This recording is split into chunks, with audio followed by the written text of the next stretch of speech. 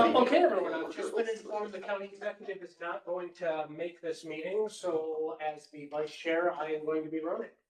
So expect to be here till at least 5 o'clock, I guess. It's been a big week for you, Mark. It's been a big week. If you haven't all heard from me enough this week.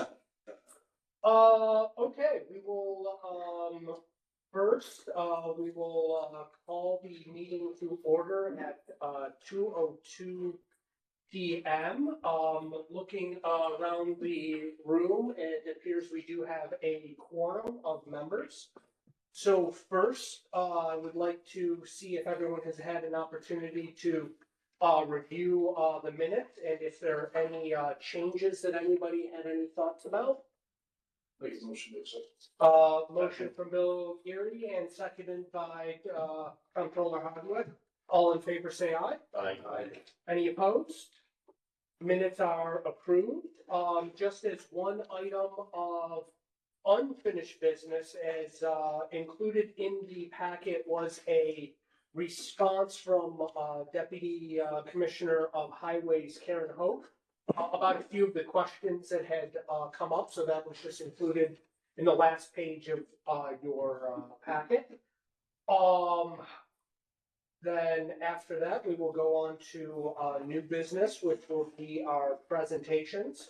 In the spirit of timing, I think we'll have the sheriff's office go first and then buildings and grounds.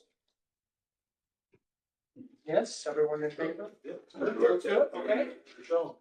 So representatives from the sheriff's office, if you can please come to the front of the room and take away discussing your projects. Yeah, okay.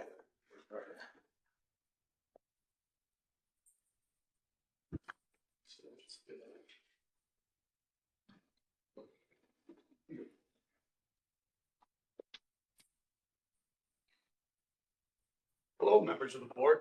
We have actually, I think, two projects. So I'll go first. My name is Bill Whalen. I'm Deputy Superintendent in charge of the correctional facility. This is my 27th year of service with Erie County. I was here last year. So the project that I would like to see is our camera project for the correctional facility. So about 4 years ago, all the camera systems at the holding center were upgraded and modernized, and it was a two-phase project. It was supposed to continue to the correctional facility, and it didn't for various reasons. What we're proposing is basically an installation of a high-definition video security cameras to replace all of our outdated analog cameras and audio recording in certain areas, and additional cameras in areas that we don't have them. Currently, the scope of the project, we're replacing 95 existing cameras and installing 128 new cameras, which will give almost total facility coverage. Currently at the correctional facility, we have 25 individual housing areas, housing units, and in those housing areas are individual cells. Some of them are dormitories. Only 3 of the housing areas actually have cameras currently. After this project, all 25. And basically, with modern corrections, you need this type of security enhancement for all different kinds of reasons. A lot of it liability. A lot of times incarcerated individuals file lawsuits. It helps county legal. If we have overhead footage, we can see the whole area. Also for security, our central control officers can monitor these areas, look for problem areas. Some of these housing units, there's one officer, there's up to 48 inmates. Because the building was built in the 1980s, there's blind spots. It's almost impossible to see the whole area of the housing unit. So for the safety of the inmates and the officers, it's needed.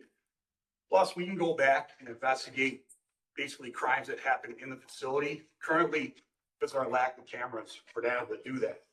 Assaults among inmates have steadily risen since 2020. At the correctional facility alone in Alden in 2020, there were 93 for the year. In 21, it jumped to 143. 22, it dropped to 121, but there was a dip in the population because of COVID and bail reform. But last year, we were up to 150. This year already, we've had 128 inmate assaults or fights. At that rate, by the end of the year, we'll be at 250. That's an increase of 169%. I know you guys all saw the footage the other day at the holding center where that deputy was brutally attacked, that they have cameras in all those areas. If that officer was not able to pull an emergency pin, the officers in Central Patrol could see that and dispatch emergency response. In our area, there's not a lot of areas that have coverage, so that would almost be impossible. Now, our officers do wear body cams, but that is incumbent on the officer turning the body camera on. What we're talking about is overhead coverage. The new technology provides 360 degree coverage. It's like a dome type camera. You can go back and zoom in the past, and basically that's the scope of the project. Right now, the cost in the high end is around $2.8 million. I know there's talk they're going to build a new facility in Alden. I believe the old jail will still exist. It'll be modernized. These cameras won't be obsolete. They'll still be in place. So this will actually save us money down the road. If it's only a couple of years from now, this stuff is brand new. Some of our technology we're using now is from the 1990s, some even older. So, I mean, basically, again, with dealing with like lawsuits or anything like that, it helps us refute claims or substantiate them. But I mean, without it, it's a lot of it's a he said, she said, and the county ends up settling and paying a lot of money. So that's really the basis of this project. Does anyone have any questions? I have one, like, how would this technology work in terms of like phasing in? Is it something where you have to do everything all at once, or can you do it incrementally? It could be incrementally done. So basically, we need to replace the head, and I forgot to bring that up, the control center and that. So it could be a phased-in project where you start, and as you go along, you could add on to it. Once the head end's done, you have the main, you could add on pieces, yeah. Certainly, I wouldn't expect you to have that information directly, readily available to you right now. Is that something that you could provide if theoretically, if this would be a phased-in project, what, would constitute phase one of Actually, I can get you a copy because actually the cost of the head end is $640,000. Okay. And then there's a phase two, which is 2.2 million. And then the cost of all three, I mean, the total cost is 2.8. Okay. So each phase, so the company's willing to do that. And we discussed that because it's very expensive, but I believe it's really required. Thank you, Bill. You anticipated my question about the new facility and how this dovetails with that. I don't know enough about the plans for the new facility. Can you just kind of elaborate a little bit on that? So what I've read, We're not just going to be. Yeah, so what I've read is they're going to build additional cell space and buildings at the correction facility, but the main part of the facility is going to stay. So any parts that still have cells are going to still be in existence. So these cameras will still be there. Now, anywhere in the dormitories, they're going to convert that to program space. So even though it won't be housing inmates, it's still program space that will be used by inmates and staff. So the cameras could still be there in place. And that's something I also forgot too. Currently, we only have cameras in our chapel. We don't have cameras in our kitchen area. We don't have cameras in our classroom. We don't have cameras in the garage and program space. I mean, we're way behind the times. I toured a facility down in Ohio, Columbus, and they had everywhere. There wasn't any place in that facility where it wasn't able to be monitored. And we're only probably at 30 to 40% coverage right now. Good, thank you. You're welcome. So would you have to close portions of the jail to do this, or would the work take place? So they could do the work on midnights, and basically, I don't think it would be minimal disruption. And basically, we could do a lot of the work late at night. We also have tool security. We could use an officer to provide security, because basically, really, a lot of the wiring's in place. Anywhere they're running new wires, a lot of that's behind the scenes. So they might only be in a housing unit for a couple hours, putting the cameras up and stuff.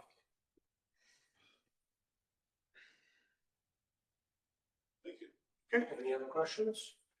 No? Okay, thank you. Thanks. We'll move on to your second project. Good evening, board members. My name is Aaron Nagley. I've been with the county for 23 years with the sheriff's office. I am the tech sergeant right now that handles fleet operations and maintenance of the vehicles. Sorry about the giant PowerPoint. This is my first time up here. So I'm a little nervous, but my father told me if you're nervous about something, you probably shouldn't be doing it, or you feel very passionate about it. So we'll find out in a few minutes here. So right now we are currently running a majority of our fleet operations out of the Alden facility. We would like to build a new structure centrally located in the county. Right now, if some patrol vehicles or our staff has to come from Gowanda or Springville. They're almost out of district for 2 hours just to do a routine maintenance on their vehicle. We want to centrally locate it where it's easier for everyone to get to. The utilization for this building is going to be multi-purpose. It's going to be for our fleet operations, our traffic unit, jail management is going to have a reintegration program out of there, shipping and receiving, storage, multi-purpose facility. I just listed some things for fleet operations of what we do. Pretty self-explanatory. I'm gonna have to go through all of it with you. For vehicle repairs and service. Do I have to hit the recorder? It's good. Oh, I'll answer for you. Oh, okay. Gotcha. So this is what basically fleet operations does throughout the year. If you go to the next slide, we do thousands upon thousands of services of vehicles. I listed a couple of them, or a few up here actually. We don't only work on and service sheriff office vehicles. We also assist with county EMS, the county fleet, some of the vehicles from the academy. So we do have other vehicles coming in that are utilized by the county that we do work on. The next slide, please. What we really need is a lot more room. Part of our problem now is disassembling and reassembling vehicles. The county uses a lease program. So there's a lot of civilian aspects we take out of the vehicle to put police equipment in. We need to store that civilian equipment. So when that vehicle is turned back over to Enterprise, we can reinstall it to get the full maximum value. Right now, we're taking out seats and tires and center consoles. We have no place to put this stuff. It's just stacked upon, and it keeps getting, higher and higher the stacks. Next slide, please. I talked about the additional space needed.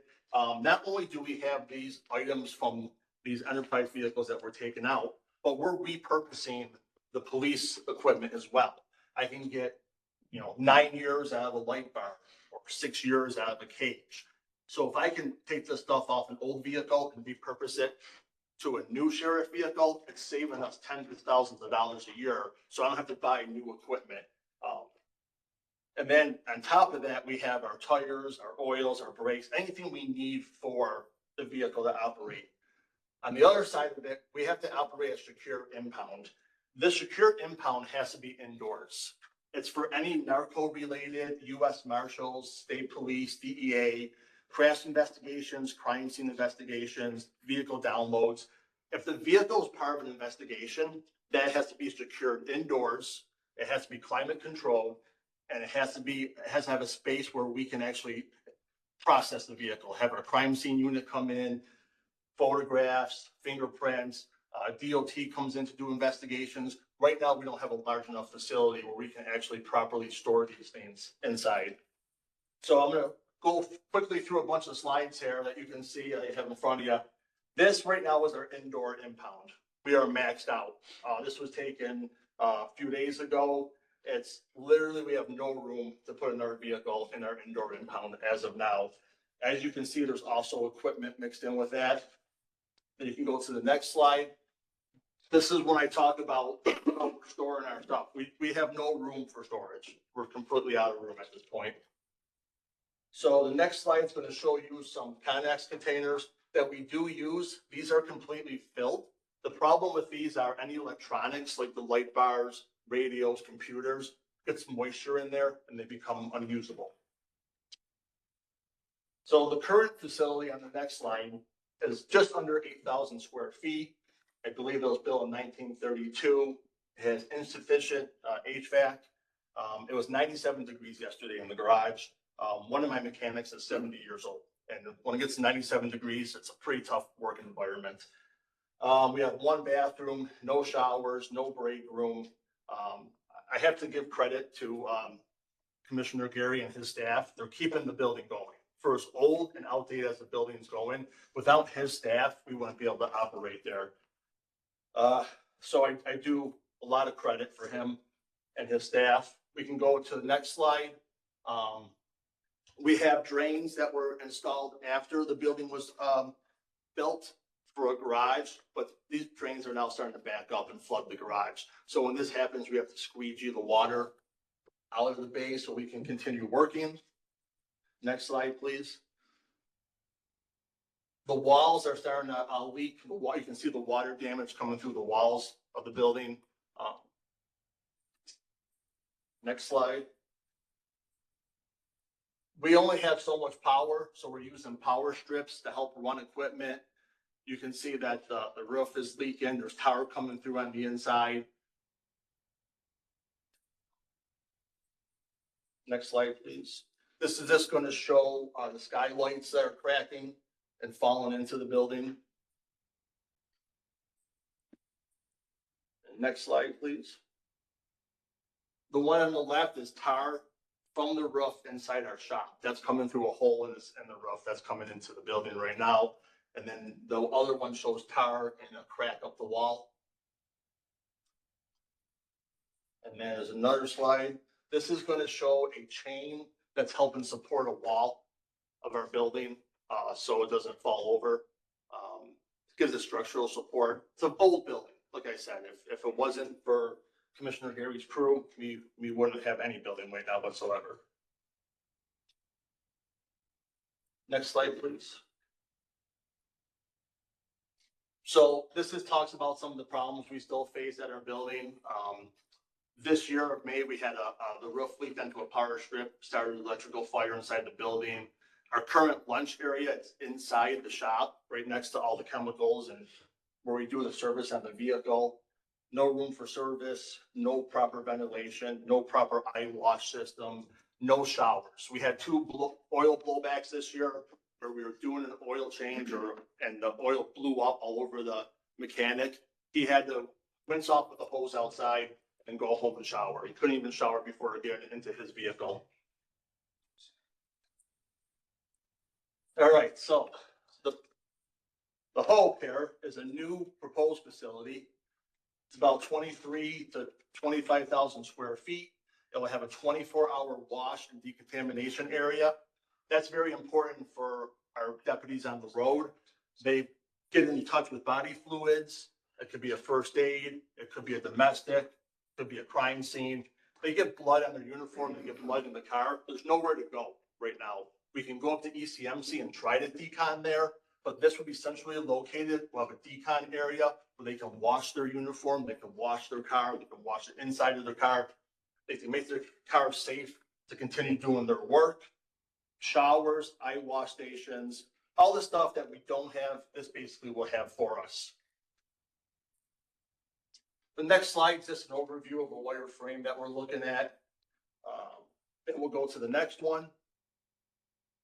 So centrally located by the 219 and 240, we can use it there in storms. If we have to pull people off the 219, we can open the building up. We can have civilians and citizens go there. Being such a large facility that we're hoping for, we can do community outreach programs there with the community, parent forums, educational forums, bring community members into the classroom, discuss certain things we can do for them or how we can help keep their community safe. Next slide, please. I talked about the 24-hour wash and decontamination area. I would also like to see this become a centralized shipping and receiving and an inventory control for the sheriff's office. Right now, we have stuff being shipped in different directions. No one knows where it's going. Where is this happening? This would be a great place to have things shipped here. We can get a scanning system. We can scan stuff in, inventory control. It'll be a great centralized location to actually keep track of what's coming in, what's going out. Next slide, please. The Sheriff Reintegration Division. If you guys are familiar with this, we have a bunch of deputies and COs that are helping incarcerated individuals learn trades. With this new facility, the sky's the limit. We have classrooms. We can bring in unions to teach them plumbing, electrical, roofing, help inmates get an education and a skill that when they enter the workforce, they'll be certified or they'll be, one step closer to getting the job when they get out. Right now, they're housed in our unit because they're learning landscaping, snow plowing, trailer, and stuff like that. So they use our trucks in our facility right now. So this would actually give them office space, a classroom, and I've already spoke to many unions like pipe fitters and electricians who will come in and help trained, which is nice. Next slide, please. Our traffic investigation unit is right now, their house downtown in the city. Most of the stuff they work with is out in the rural area. This will bring our traffic unit back out, but also centrally located in the county. It'll give them a place to process, interview victims, offenders, their families, and it will also give them the much needed storage they need for their equipment. Next slide, please. This is kind of an overview. I worked with 3 different developers and getting some ideas. This building actually exists on Walden Avenue right now. It's owned by Buffalo Blacktop Rehab. They let us tour the facility. This is about 23,000 square feet. This will pretty much give us everything that we need right now and also room to grow. Next slide, please. It would be, have a second floor where we have our tech for all of our radio scanners, air cards, our computer equipment, which also we don't have right now in the sheriff's office. Next slide is just a side view of the blueprint of the current facility that is on Walden Avenue, owned by a construction facility that I'm hoping to actually get built. Next slide, please.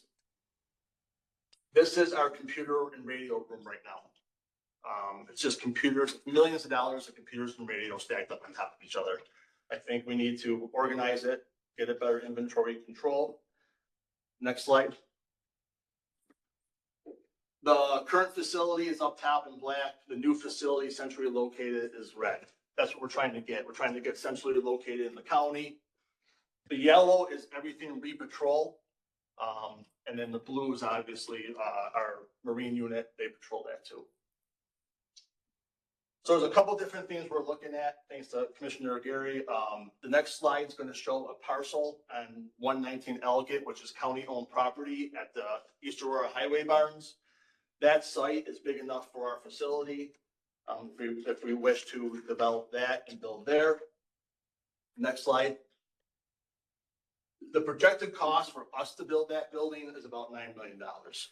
I spoke to a bunch of developers, and they said for a government project, it will be roughly $9 million.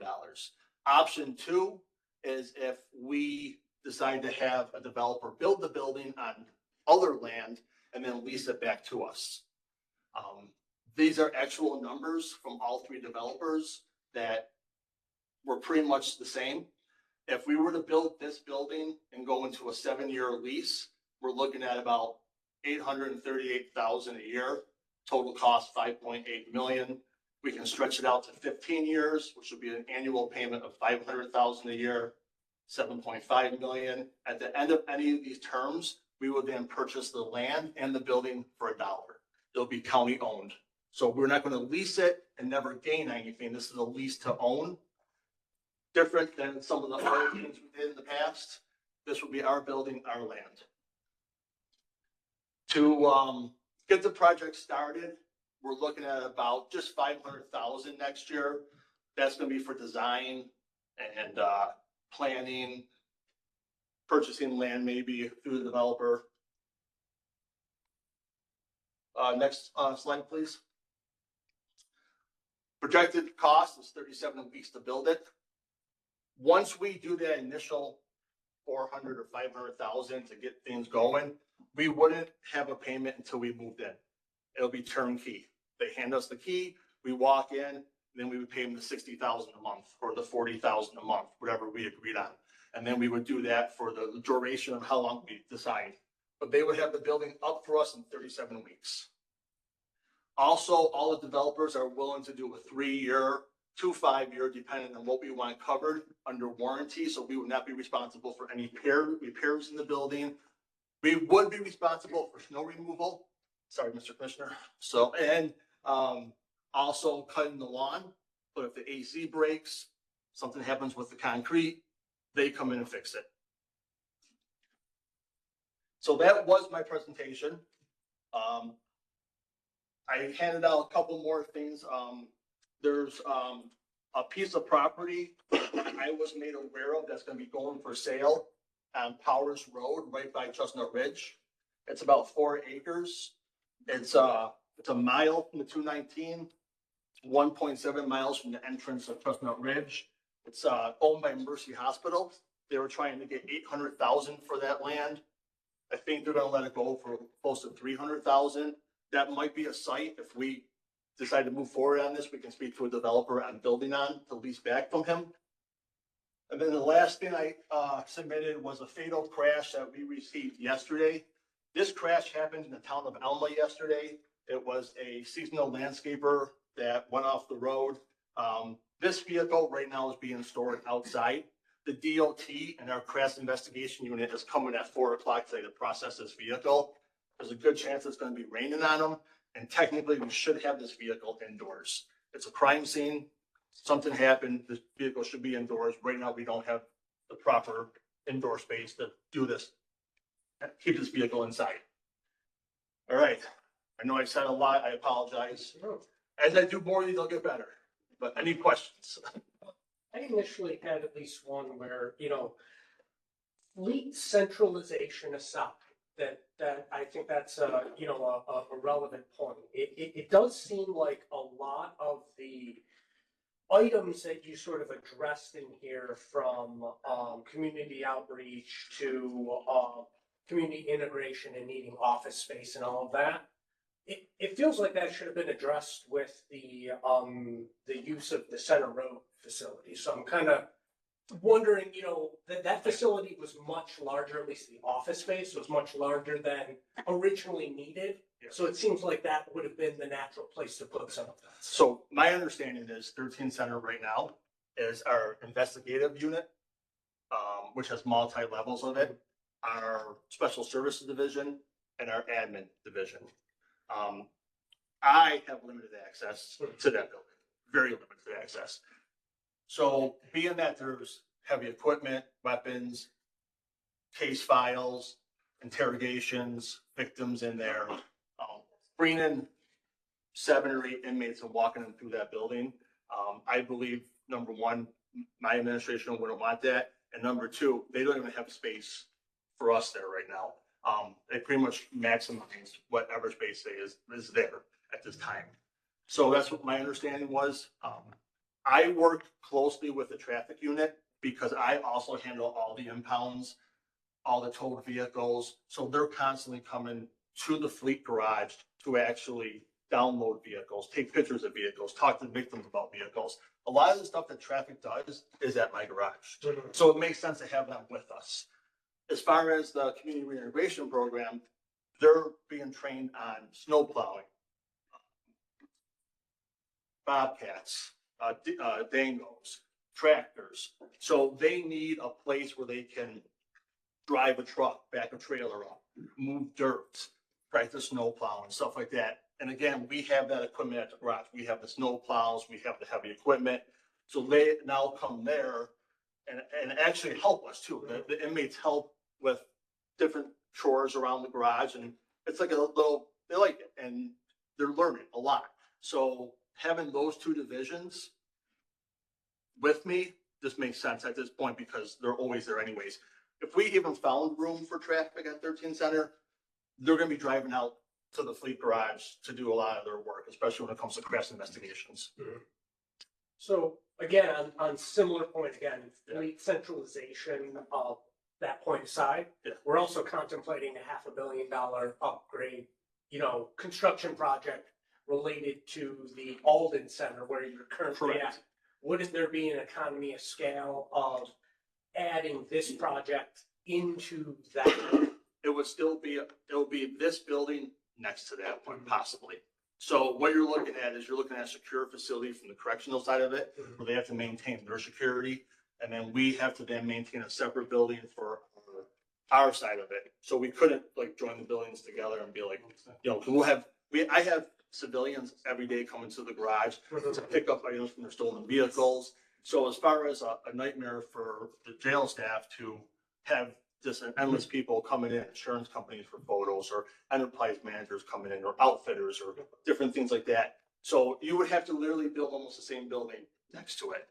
I don't know when you're planning on building that building. I know that the building I showed you on Walden Avenue, from when it was built 2 years ago to last year, was a 17% increase in price. So if we wait 3-4 years to build this building, you're going to 17%, 17%, 17%, and then we're taking away from the centralized location of where we wanted to be to help the fleet out.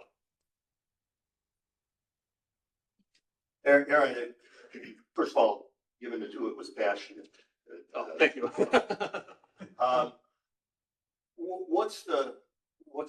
And maybe this isn't a question for you, what's the cost of staying where you are? I'm sure the looks of things are falling apart and what are the prospects for the future? How much is that going to cost? So I had a brief conversation with a few people, and we're looking at like $4.5 million to fix that building. And then it's the same size. It gets no bigger. Those drains, I believe, are not even EPA certified. That building, as far as I understood, was a rec hall, basketball courts for the old correctional facility. And we turned it into a fleet garage. So we would have to tear up the concrete floor, put new drains down, run new power lines for sufficient power, replace the walls, replace the roof, put a new concrete floor down, add office space. And then at the end of the day, you have a $4 million bill, but the building's the same size.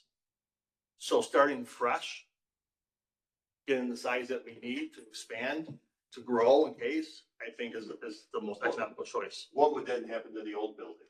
So there's a couple of options. I heard that we're going to keep that, not us, the sheriff's office. I heard the county is going to maintain that old building, and it's perfect with a couple Sounds like little it'd be perfect fixes. for the controller's office. But that's, you know what we are.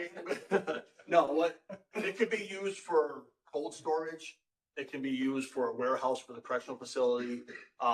Something that doesn't need drains or I think Buildings and Grounds shares the other half of that building now, so they can probably, so the way the building's it's split in half, and I think your guys have half of it.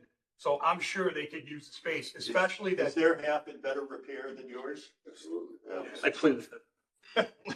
well, with the correctional facility staying in Alden, they're being used for. Yeah, there's, They've been squatting for years. I mean, those guys aren't going anywhere. If the jail staying in Alden, there's a job function staying there. yeah, there'll be a great, Just the Aaron's credit to Aaron, you've only been the fleet guy for what, about a year now? just over a year. Yeah, so like previous, there wasn't as much communication There's as been a there, lot of communication in recent past years. Yeah, because there is sensitive stuff in there that we can't get in without one of them being there. So having a small footprint, if they're out on recovering other cars, they put in a work order, for instance, we're at the mercy of them being I out see. back. and I'm gonna need cameras too, but I want to take away.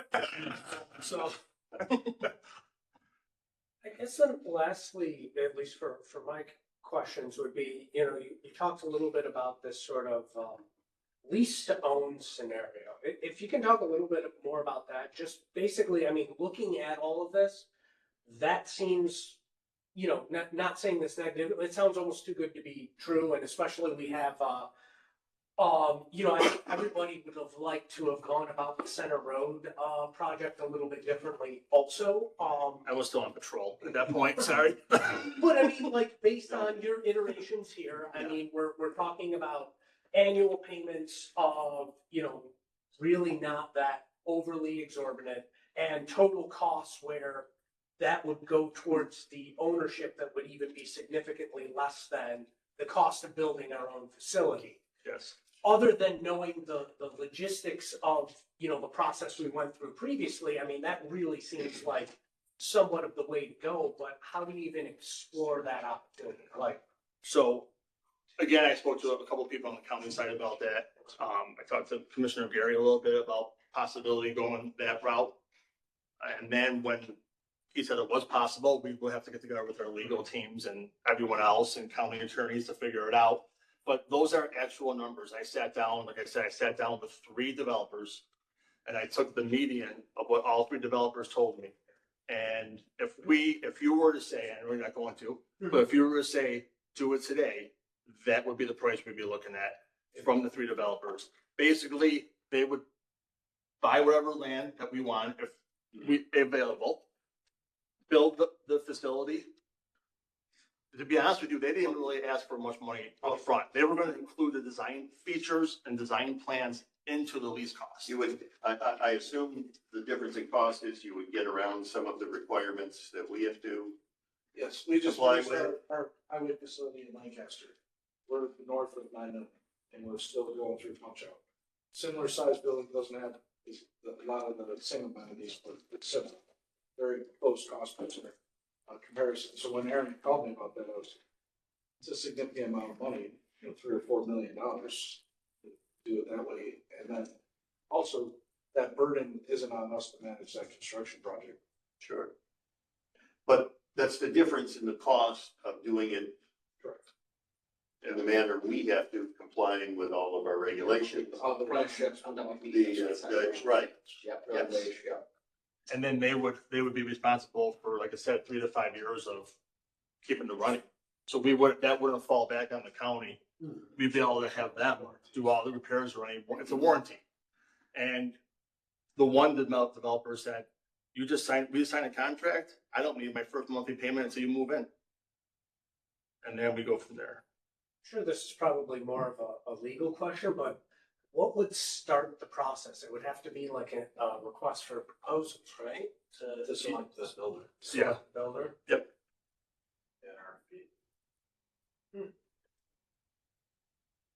Is there any analysis done on existing facilities that might be vacant around the county that realtors or Yeah, I spent my first 6 months driving around looking. There was nothing out there. I even went to the town of Elma and talked to the supervisor out there about their highway department building that they were like evicted of because it was falling apart. And they weren't willing to sell it to us because I think Rich Products is looking at that now too. So I went to probably 3 dozen facilities around the county, all over the county, looking for a building, and there's nothing out there.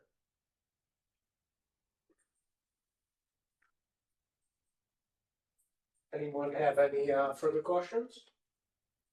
No? Okay, thank you very much. I think what we probably should do in the spirit of collaboration is with Building and Grounds that we have one relevant project. So I would ask you to go through maybe that project first, and if the sheriff's office could stick around to discuss the jail facility, and then you would be free to have after that. Excellent.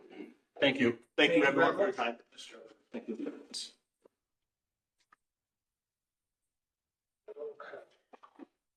Taking me out of order, Rick. Well, I don't want to have them sit around for all of the other.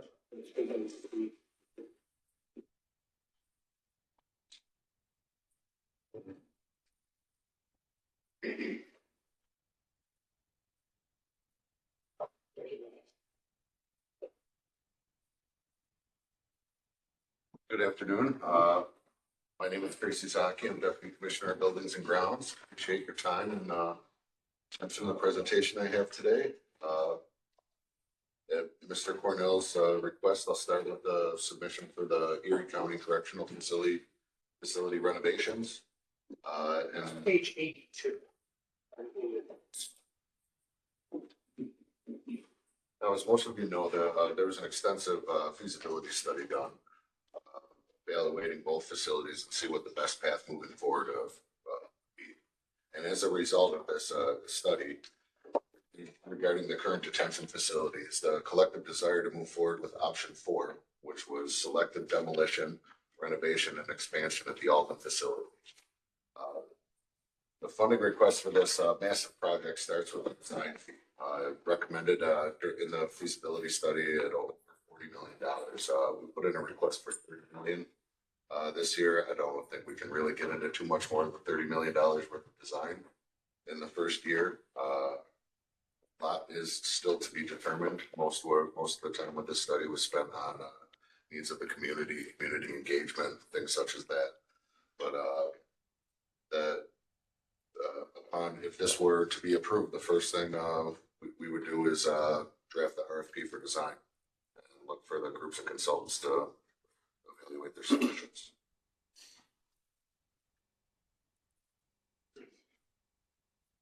You know, Dan, you've been pretty involved in that. Do you have any, sort of cliff notes, I know many people here haven't really been part of the presentation, not asking you to do the whole presentation, of course. No, I mean, like, but share the feasibility study, I mean, that's where, yeah, the idea, the consensus of the steering committee was to look at Tracy said option 4, consolidate in Alden. We don't yet have the specific footprint yet. That will be a result of some additional analysis, and then we get into the design. But we know we have plenty of property land out there to do that. One of the big issues in the design is how do you transition from downtown to out there? Downtown holding center is a maximum security facility. The Alden Correctional Facility is a medium security facility. So as we, begin to renovate, expand in Alden, we probably will have to do the maximum security element in order to move those folks from the holding center to out there. We would definitely be keeping a large part of the existing facility in Alden. Some of it would be renovated for other purposes, smaller residential pods, more training office facilities. We're looking at medical beds, 22 medical beds that are not currently out there. There's been discussion of also possibly looking at housing an EMS facility there just to provide with response times because of the distance to ECMC. So, but these are all things that would be worked out through the design process. But when you look at a $400 to $450 million project, design is typically 10 to 12%. So this is not an out of the realm number, but it is I think it is kind of indicative of kind of the preliminary and final design elements. So it's the design will probably take a couple of years. I mean, at least Get 18 into months it's to not just I think they'll be a second bite at the apple for design if needed. There's just so much unknown, we got a lot from the feasibility study for programming needs. It's just actually getting someone in here, showing them our needs, what our desires moving forward and going for it. Well, I'm glad Bill is still here. I was not intimately involved with the steering committee either. How many inmates, how many detainees are we talking about here to be designed for? I believe around 900 to 1,000, correct? Well, we have 922 beds is what's being proposed. Okay, yeah. And plus an additional 22 medical beds. And how does that compare to the census today? Currently, our population at the correctional facility was around 495 when I left this afternoon. Our total count right now is under 800 to 700 right now. That's the number I remember from Tom Dina and Mike Phillips, about 750, 740. Yeah, there's spikes. Right now, currently, New York State, there's a whole, they're taking their state. Right, I understand, yeah, because of the mess. So it's a little Yes. high, yeah. Yes. That situation, but Yes. roughly around, Dan said. Has there been any talk or any exploration of state assistance for this? There's not. Are we anticipating doing this all on our own? Well, I think we have not yet, but I have not been involved in any discussions about approaching the state. I think that's certainly. I mean, like the state's dealing with the $10 billion hole next year, right? Yeah, well, Yeah. they're always dealing with a whole, We're gonna pursue every angle we possibly can. of course. Has there ever, Discussion, but I don't know what the barriers are, but has there ever been any discussion or any exploration of doing something regional with other counties? Well, Genesee just opened a new facility. Chautauqua has one that's not that old, I understand. I've not seen it. I don't know about Niagara County, if there's relatively recent. Theirs, I think, is around 20 years old now. They did some expansion, but I think it was probably in the early 2000s. But I mean, it seems to me there'd be at least some economies of scale there. And we talk about doing it more regionally, and that's where you get perhaps the state to come in. Yeah. Well, I think, then you're getting in the transportation costs, right, certainly a regional solution, or being able to take, if we could bring in inmates from other counties to relieve capacity. has. So the transportation from here to Alden must be similar from here to Niagara Falls. You know, I mean, just in terms of like, how do you price that out? I mean, that you heard Officer Nagley say that it's, if you're going from Gowanda, you know, you go from my house, it's an hour. You know, I mean, it's faster to, so. I think every single county has a phone, so like. I thought Genesee was just open and was a multi-county facility. Facilities county. Well, it's actually in the county office. It's right near the county office building and some other, you don't even realize the prison or jail facility. Pretty small. But to house inmates from other counties, you need an Yeah, agreement with the state. It's called the substitution jail order. When people are committed to our custody, they're committed Yeah. to the sheriff of Erie County, just like in Chautauqua, they're committed. So to have like a regional, like pre-detention facility, it would almost take a change in law to do it. You know, other than that, you're gonna have individual agreements on every inmate you want. And I think that's why I'm glad that Mark had you stay, because that's sort of, but it seems to me that from at least a state level, you know, that would be a good thing, right? We want It's to, worth the discussion. If you want. I mean, a change in law, yeah, I mean, that's a policy that might make sense, to have 62 counties, 57 of them outside of New York have their own facility. I don't know, it's Hamilton County with 5,000 people. So when I started, we used to house inmates from Nassau County. They didn't overcrowd Really? conditions. So Erie County actually charged Nassau County, I believe it was, and this is in 1998. Yeah. Over $100 per inmate per day back then. We actually housed inmates. We had basically an agreement that we went through the COC to house those inmates. So that's a thought too. If you expand and build a slightly bigger facility, you might be able to bring inmates from other counties or federal. Yeah, I don't know that you'd build it bigger on spec. I mean, I think there'd have to be some sort of arrangement. That's why I'm saying I wish the state were involved in all of this. It would make, Well, the state. I mean, that's not criticism of you or the county, but I'm saying the state should be. Well, this next step will involve more detailed consultation with Commission on Corrections. I don't know if they're funding, I don't know where the funding would come from, but we're getting to the point now where we will be dealing with the state Commission on Corrections. They have to approve any plans before we actually put a shovel in the ground. So like currently we have dormitory housing. I don't believe that's allowed anymore. We have a variance because we already had it, but what dormitory is basically like an army barracks. Yeah. A project of this magnitude will most likely have a representative from the state on site at all times. I think one area that I'm particularly interested in is I know in the feasibility study, it had indicated that there could be the possibility of rather significant savings due to reduced staffing levels. But I'm more curious, like how exactly that would work. Like, do we have a real idea of the sort of timing when that could be achieved, or how that would work with the union specifically also? Because I can't imagine they would be overly thrilled about, at least the dollar figures were about $16 million. I don't know what that amounts to. There is a union process that COLA has begun investigating, how much one union can subordinate another. Has happened before, county history, although unless I feel more story because it's very complicated, it will be a tough fight. And then the staff piece, you do it through attrition, right? So You do it through attrition, and the way it's set up, everything's linear right now. It's harder to staff, you need more staff, the way they're, it's more like a community set point where there's, one person who's assigned to one area, and, the rooms are around you, so it's, it definitely reduces the amount of staff needed just based on logistics, how, they recommend housing the incarcerated individuals currently. At least I know, the one aspect that's is much, in my wheelhouse as any of them is the underlying debt service, right? So we had reached out to our financial advisors. Now, obviously, those numbers will change significantly over time because those numbers would change almost daily or weekly at this point, anyways.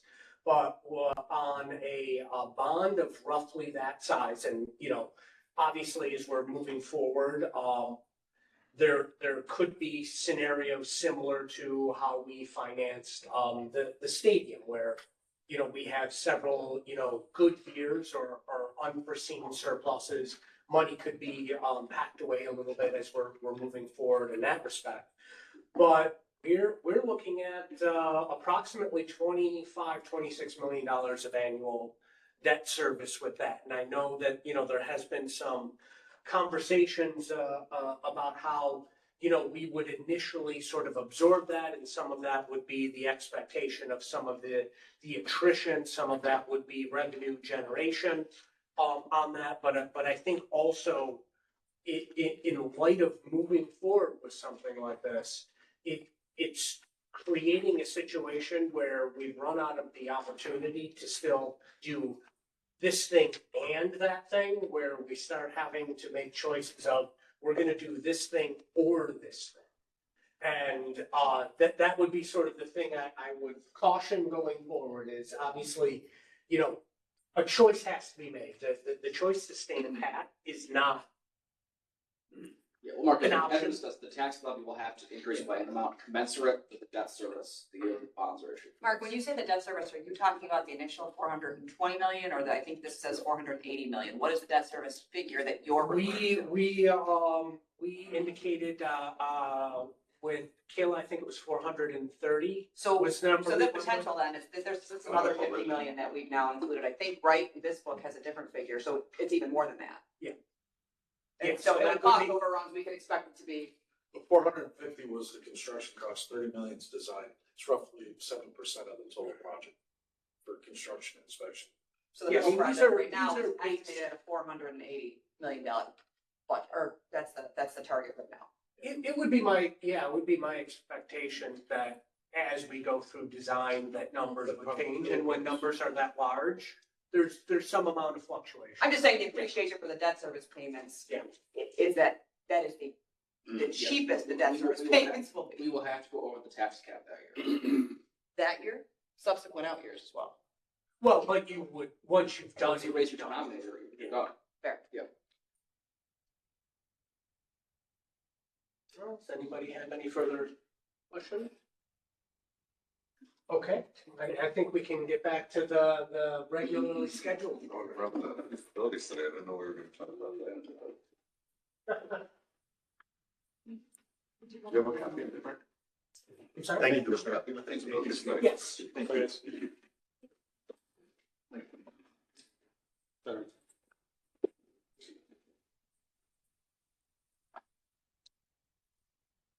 Very good. All right, next submission I'm here to talk about is the countywide roof and building envelope improvements. County has several buildings in need of building envelope evaluation. These evaluations will provide full scope of work, including roof replacement, caulking, window, door replacement, is needed to ensure our buildings stay watertight. Funding request before you is for $1.5 million.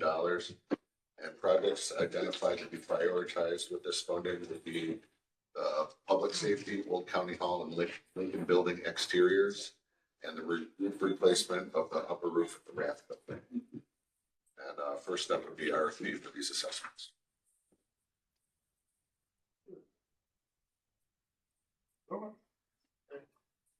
Guess your next project. All right, next one is for preservation of county buildings and facilities. This submission is for the repair, replacement, or improvements to county building components. The request for this project in 2026 is 1.5 million. Specific projects identified for this funding are the supplemental funding needed for the modernization of the freight elevator. We have design money in hand and construction money. And then the decommissioning of the EOC bunker at Chestnut Ridge. The sheriffs have abandoned that facility for the most part, and we need to figure out what we're gonna do with that facility. Disconnecting the utilities, dry sewage, et cetera. From a logistical standpoint, how are you gonna deal with the freight elevator? Obviously, we only have one of them, so while you're working on it, you can't also use it. Well, we just went through that at the Rath Building. Now what we do, we just, whoever would win that construction bid, we'd lean on them to access that elevator on an as-needed basis.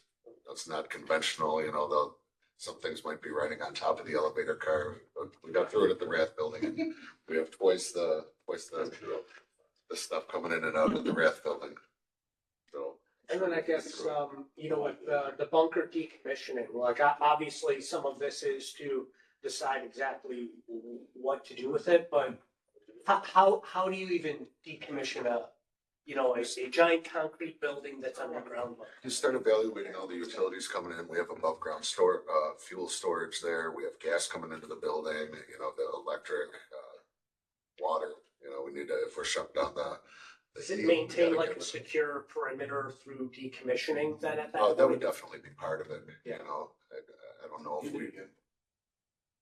the appetite for getting rid of it. I mean, the walls are literally 18 inches Yeah. thick. It's not leaking in too many spots, but it'll be an interesting one.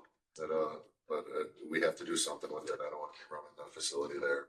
We're wasting electricity.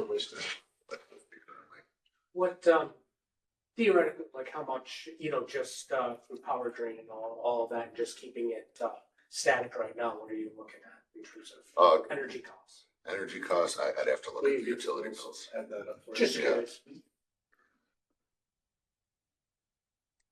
I have the set points back way off. It's basically freeze protection in the winter. It would be right now. Okay, next project. Next one would be the countywide mechanical, electrical, and plumbing improvements. This submission is for repairs and upgrades to existing MEP systems within our county buildings. Funding request for this is for $3.5 million. Projects identified for this funding are air handler replacements at the Erie County Correctional Facility, boiler replacement at the Botanical Gardens, and boiler replacement at the Erie County Holding Center.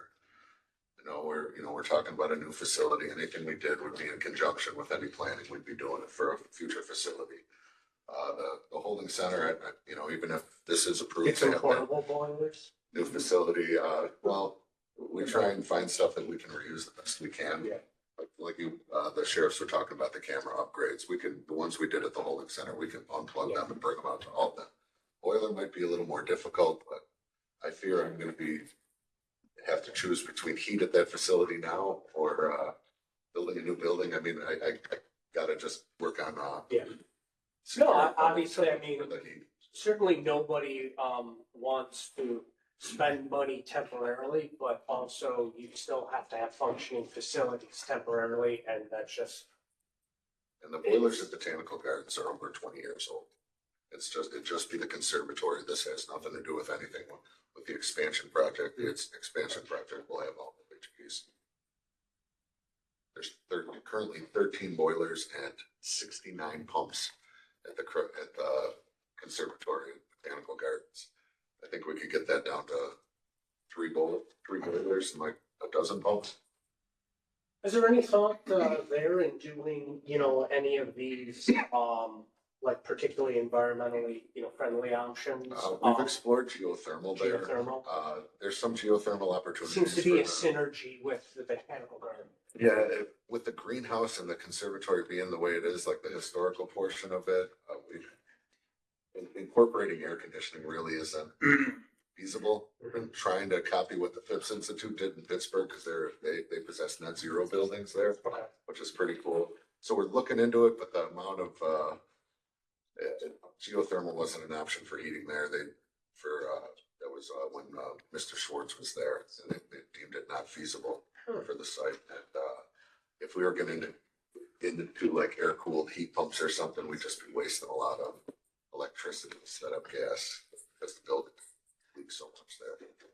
Interesting. I would have thought because of how much green space there is, it would be like a geothermal similar to what they have in Spraybrook, where instead of going down, we went linear. Yeah, it's something they did the study when they drill and do their testing. Something I'm too familiar with. I have a study. Any questions? Okay, Tracy, next project. All right, next project would be for county code and environmental compliance. And this submission is funding to cover necessary assessments, inspections, renovations, and/or testing to ensure code compliance with New York State Building Code, the DEC, and the US EPA. Funding request is for $350,000, and it will be used in conjunction with our environmental code compliance term agreement. as well as special inspections needed for construction projects. Most of this is stuff that just pops up. We don't have any say to speedies, permits, any special inspections that Atlanta Testing does for us. And we have all the bulk petroleum storage. We have a problem, we just make a phone call there on site right away. So it's, What is the current term of the on-call? we actually just approved it today. Okay. With Oh, okay, you know, it So it's rang a bell. a 3-year agreement with option to renew. Gotcha. 2 1-year options to renew. Okay, next project. Next project is for the preservation of county highway facilities. Now, this submission is for design and construction for upgrades necessary at Erie County Highway maintenance buildings. Primary use of this funding, if approved, would be for the partial decommissioning and demo and partial renovation of the Clarence Highway Barn. Funding request for this project would be $2 million. Currently, the design of the sanitary sewer is underway. I'm trying to keep a portion of that building up front. Truck garage isn't going anywhere. It's in good shape. This would be more what to do with the larger train depot portion of the building that's been deemed hazardous for our staff. We want to do something with it, not just let it sit there and rot. Seeker's already been completed up and then over.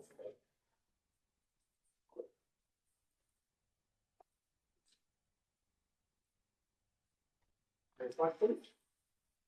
Next project, Tracy. All right, Rath building improvements. This project will be to continue upgrading building components, specifically at the Rath building. And this would be an additional $1 million in funding to focus on the phased approach to replacing all the electrical panels within the building. Construction is based on priority, and we already have the study in the order which to replace it with. We'd like to start that.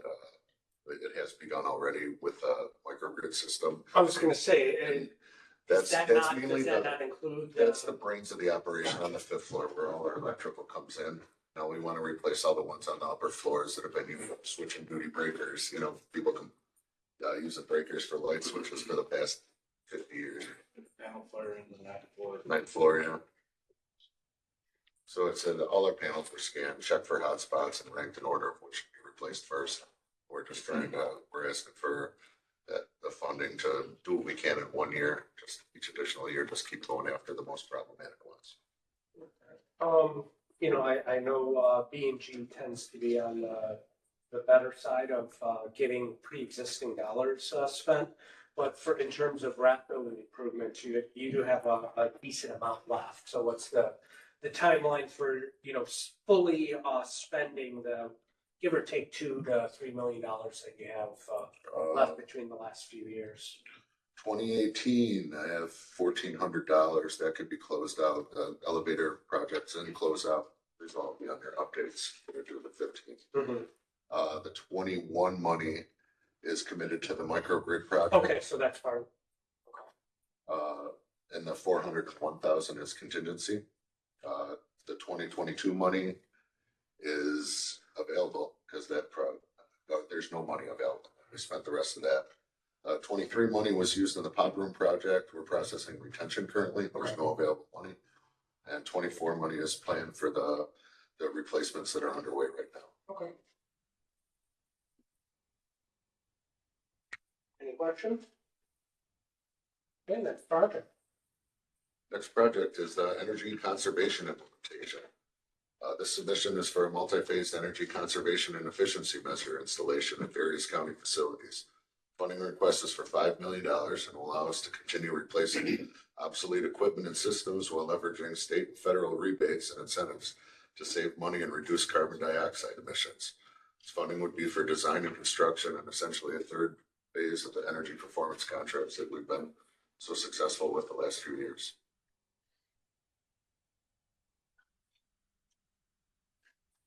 Okay, I assume a lot of this is open-ended because of the changes that have been, included in the recent federal legislation that passed. Although we have a little more time than expected, a lot of these projects to to get those, energy incentives have to actually be started within the next year. Yes. Yeah, most of it is open-ended. Some of the reviews have been done in our buildings. There's still some that can be done. Okay. And it'll definitely, proceeding with that would be, we make them guarantee the savings as well. Despite any changes in, federal law. Would this still be, utilizing, Palm sort of as, that energy efficiency sort of something? Well, we have Palm, we have, Stark, and we have Danforth under contract, so it could be a combination of the three. Just present us with ideas, see what makes sense, makes us money, reduces emissions, and, This year we got three. bring it before the legislature for approval. Was the rebate we got this year for Thanksgiving too? There's more than, And we're, when the Palm project, finishes off this year, we get about 2.2 million-ish from that. Well, I think some of that could, be used to fund some of this. it pays for the initial capital investment, most of the time, that's usually, most of these break even, it's just the term, the amount of years.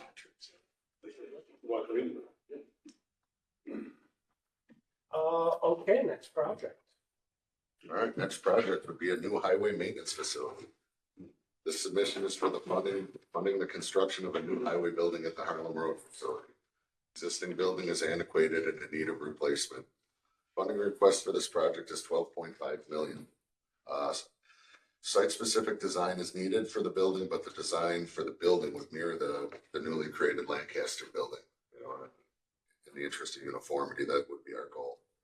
If this funding was approved, the next step would be issuing an amendment to the consultant, bringing it over to the legislature for site-specific design.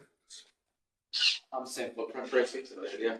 Well, either at Harlem Road facility or the Tom London Military Road facility, whichever side it would work better. Harlem Road's a little congested with all the other HVAC and weights and measures, but it is right on the periphery of the city. It's centrally located as it can get. That one is closer to me. So we definitely like that for the earlier to see where our facilities. Yes. Thanks, Joe. That's true. Yes.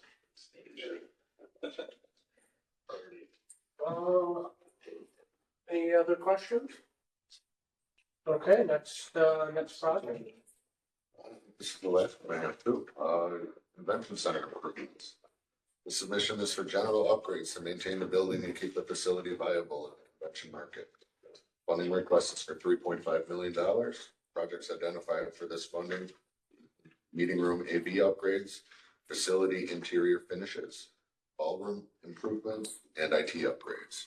And we currently have a term agreement in place. Some of the design is done, someone's still doing, but be a combination of design and construction kicking off right away. Yeah, and what I would add to this project is this is part of the sort of new paradigm going forward related to the short-term rental local law that dedicated all of the hotel occupancy tax towards Visit Buffalo, Niagara tourism, where as part of that generalized agreement, $4.5 million annually will be going towards capital needs, and that is divided between existing debt service on fire projects at the convention center. Any current projects will be pay-goed, and then if there's any additional funds left over up to that $4.5 million figure, that would go into a capital reserve account.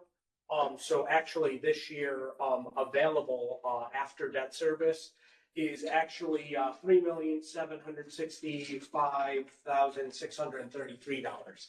So that's the amount of the project this year. Okay. Unless you want to put $265,633 into the capital reserve, just pull that out. I'm good with that. Yeah, well, because I hadn't had the debt service calculated for 2026 yet. Okay, any questions? Right here. Yeah, let's The 20 years I've been in the legislature, what What is the status of the building, the structure itself? How good is it? Which, Masonry, the convention center? yeah. It's in good place. We had some issues with the soffit that we just received the approval to proceed with construction. But structurally, some of it was evaluated during the facade replacement. And most of the problems, other than the roof, is cosmetic. The roof is gonna be a big thing coming up soon, the upper roof. And the main exhibit hall floor has. Yeah, the main exhibit hall floor. I Some think cracks in the fence. the structure is sound, but it's less conducive to meetings and conventions than it used to be. The market's changed, but the building is. The building's pretty solid. The roof is gonna need to be replaced very soon. Two structures. Major roof, 2 years. Big roof, it's huge. So in the last 10 years, how much money have we put into that structure? 10 million, 15, 20 million? I think averaging like the 3.5 million a year is pretty close to what we've invested. Well, you know, Most of it though, other than the facade, really wasn't structure related. It was more cosmetic to, we redid the kitchen, building out, and then rebuilding out the entranceway, the lobbies, and making it more user friendly, and then replacing carpeting and paint, which they can do almost yearly in that. And the technology, right, the audio visual. Yeah, that's- Wi-Fi was a big thing, the Wi-Fi there. That's what the project now is for the Wi-Fi, lighting, and audio. But as Mark Reynolds mentioned, it's critical to mention, they're not going forward effectively self-funding. So from through the that tax, the Airbnb. Yeah, because either that money goes to capital improvements or it goes directly to Visit Buffalo and Niagara. So it's not county money, so to speak, anymore, based on the passage of that local law. it's taxpayer money, you know, for enjoyment purposes, I guess, and, Yeah. you know, I guess that's, from a marketing standpoint, makes sense, but I served on that board of directors for a number of years as a legislator, and I just couldn't believe the money we're putting into that building. And, the markets are changing. I mean, should we really be in convention business? I mean, that's a big question in my mind. It's above my pay Things grade. keep changing, you know. The last couple of conventions they had have been pretty successful, a couple thousand people per convention almost. I know they outgrew the space, hotel availability space in the city. Yeah, Yeah, I've seen the it. biggest limiting factor we have in attracting conventions is the lack of hotel space. Yeah. Yeah, I don't say this glibly at all, but that might be something I'm sure Pat Taylor would be happy to come to a Yeah. community enrichment or, other appropriate committee to discuss some of that. Because he's certainly more knowledgeable on the overall landscape of the convention business than It is changing. The facility is used the majority of days of the year. There's something going on there just about every week. So the utilization is good. We're not attracting the large out-of-town conventions just because we don't have the large hotel space that they want. You know, we get a group coming in with more than 500-600 people. We have to put them in 6 different hotels, and no group wants that. They don't want their people in one hotel or two. That is actually a really important and nuanced point, is especially with at least what used to be the Adams Mark Hotel. I don't recall the name of it now, but the amount of usable hotel rooms in the city is not conducive to the size market that we want to be in terms of that.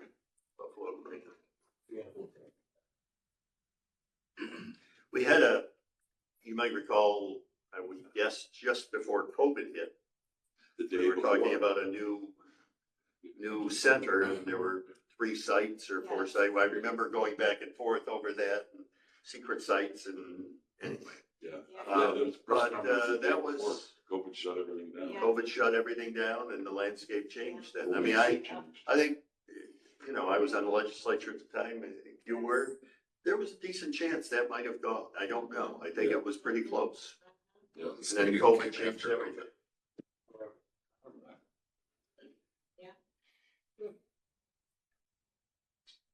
Any additional question? That is the last project. At this point, I want to see if, did we have any, members of the public that had reached out, Tim? Okay, so with that, I'll entertain a motion to adjourn. Second. Okay, it is a motion by legislator Gilmore, seconded by Comptroller Hardwick. All in favor? Any opposed? No? Okay, we are adjourned at 3:15. The next meeting will be next Thursday, same place, same time.